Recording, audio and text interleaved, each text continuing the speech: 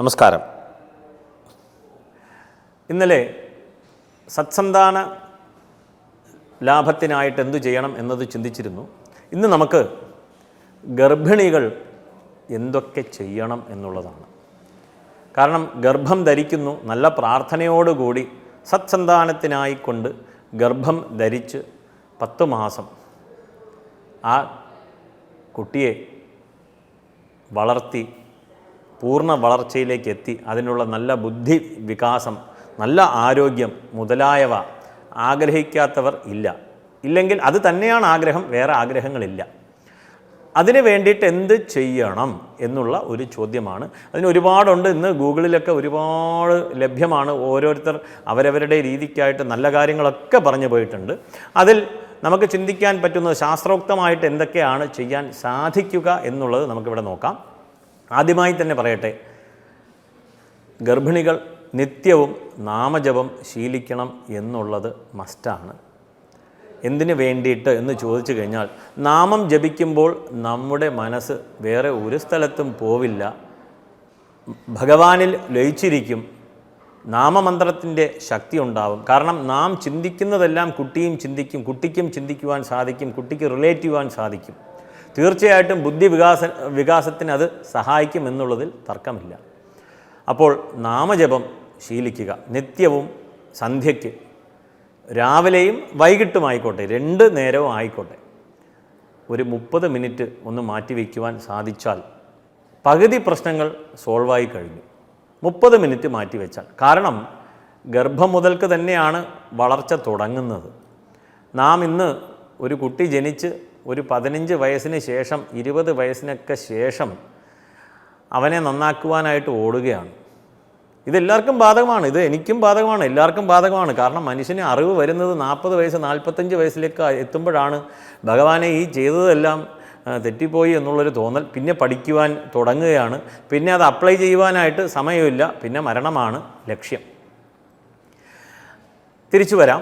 അപ്പോൾ ഗർഭിണികൾ 30 മിനിറ്റ് രാവിലെ, 30 മിനിറ്റ് വൈകിട്ട് ദയവ് ചെയ്ത് പ്രാർത്ഥിക്കുക. ഈ പ്രാർത്ഥന എന്ന് പറയുന്നത് നാമജപമാണ് ഉദ്ദേശിച്ചത്. വിഷ്ണു സഹസ്രനാമം, പ്രത്യേകിച്ചും വിഷ്ണു സഹസ്രനാമം, നാരായണീയം ഇവ പാരായണം ചെയ്യാം.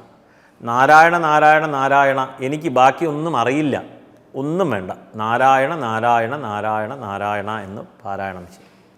ഒരു ഡയറി എടുക്കുക, അതിൽ ശ്രീരാമജയം ശ്രീരാമജയം എഴുതാം, ഇല്ലെങ്കിൽ രാമ രാമ രാമ രാമ രാമ രാമ എന്ന് എഴുതാം.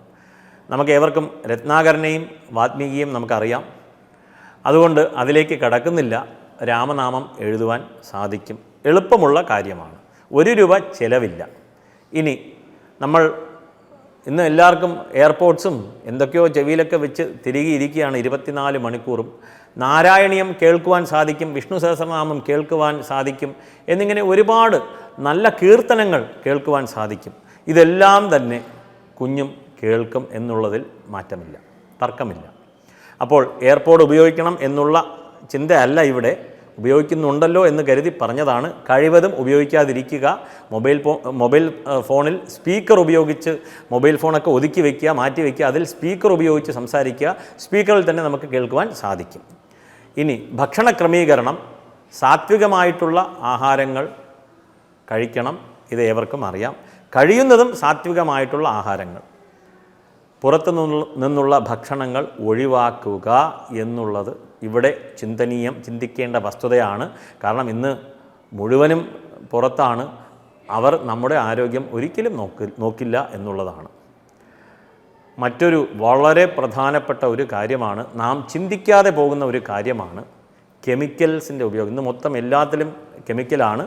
ഇനിയിപ്പോൾ ആരെയും വിഷമിപ്പിക്കുവാനുള്ള അല്ല, കാരണം ഗർഭിണികൾ പ്രത്യേകിച്ച് ശ്രദ്ധിക്കേണ്ടത് ഈ എയർ സ്പ്രേ, റൂമിൽ അടിക്കുന്ന സ്പ്രേ, കാറിനകത്തുള്ള സ്പ്രേ, ഇതെല്ലാം കെമിക്കലാണ്. സംശയമുണ്ടെങ്കിൽ ഈ ബോട്ടിലിൻ്റെ പുറകെ എഴുതി വെച്ചിട്ടുണ്ടാവും. ഈ ഫോണിൽ മാഗ്നിഫയർ എന്ന് പറഞ്ഞിട്ടൊരു വിഷയമുണ്ട്. അതിലൂടെ നമുക്ക്, ഇല്ലെങ്കിൽ ഒരു കോൺവെക്സ് ലെൻസ് ഉപയോഗിച്ച് അതിനെ വായിക്കുക. അതിൽ മുഴുവനും ഓർഗാനിക് കെമിസ്ട്രിയിലായിരിക്കും. മെത്തനോൾ, എത്തനോൾ, ബ്യൂട്ടനോൾ, ഇങ്ങനെ കുറേ കാര്യങ്ങളുണ്ടാവും. കംപ്ലീറ്റ് അത് ഒരു ഓർഗാനിക് കെമിസ്ട്രി മുഴുവനും അതിനകത്തുണ്ട് ഒരു സ്പ്രേക്കകത്ത്. ഇതെല്ലാം കൂടി നമ്മൾ വലിച്ച് കയറ്റുകയാണ് എന്നുള്ളത് ഏവരും ചിന്തിക്കുക. ഇതിങ്ങനെ ലിസ്റ്റ് മുന്നോട്ട് പോവുകയാണ്. ഇതിൻ്റെ ബാക്കി അടുത്ത ദിവസം നമുക്ക് നോക്കാം. നമസ്കാരം.